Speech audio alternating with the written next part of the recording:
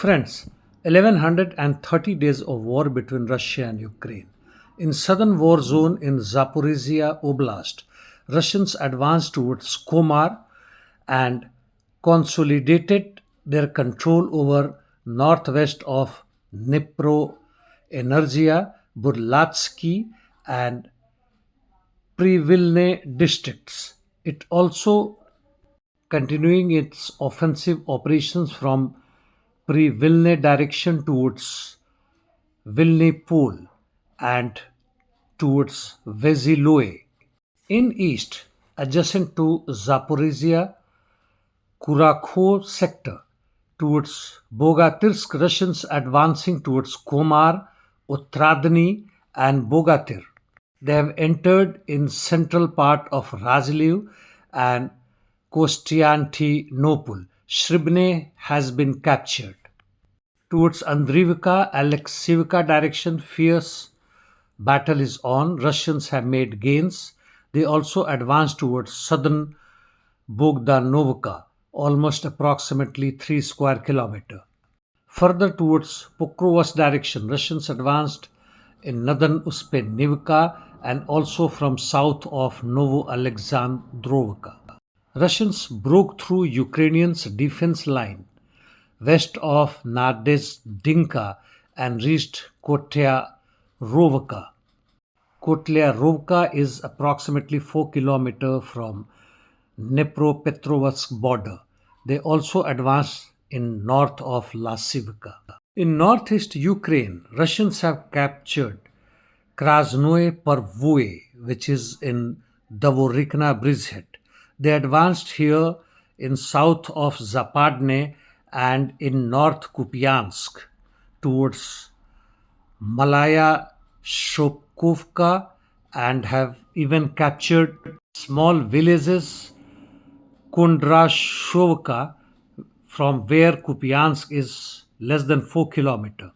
They also advanced towards Veliki Burluk and Tishanovka. Coming to Kursk Belgorod Sumy directions, MOD Russia has claimed that they have liberated Gogolivka. Russian army also advanced east of Guyevo and entered Olesha from north. Their advance is reported in Sumy on Vladimirovka, Vodolga, Vezilovka, Zuravoa or Zurava and Basuvka area. In Belgorod Oblast, Ukrainians are bringing more reinforcements in Popovka area, and that includes armored vehicles, and also in Miropolskoye in Sumy direction. In Davidovka village, the leftover Ukrainian troops are still resisting Russians' advanced, and it is reported that more reserves are being pumped in. Interdiction missions continuing quite heavy from each side, and both are blaming other of hitting energy targets. Coming to Palestine, Lebanon, Israel, Middle East, as far as situation in Gaza Strip, South Lebanon, and West Bank is concerned, there are no changes. Situation in Syria is not very stable. As far as Sudan and DRC are concerned, local fights on. In Sudan, the Sudanese armed forces are advancing more from their capital, region Khartoum. New York Times has reported that US is worried about the advance in drones capabilities as far as Houthis are concerned. Last year, if you recollect, in July, Houthis drones have reached Tel Aviv and struck. Their increasing range and lethality also scares Saudi Arabia and other pro-American regimes which have been helping USA and even Israel against Houthis and Hamas liberation movements.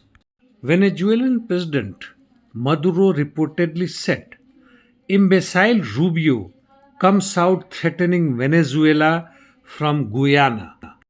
Anti imperialist countries, despite their weaknesses, stand tall against American imperialism. Nonetheless, they must realize that American imperialism penetrates into a country through the regime's traitor and capitalist agents because of existence of private property in hands of few. This umbilical cord leads to changes in various forms of governments and serves the interest of capitalism. Unless that base is destroyed, capitalist imperialism will continue tormenting the world, and wars are natural outcome of that where they cannot meet their ends through politics, through economics. Well, that's all for the day, friends. I will come back again tomorrow, time permitting. These days I am very busy. Nonetheless, as far as my videos are concerned, reach to very few of you. Thank you. See you tomorrow.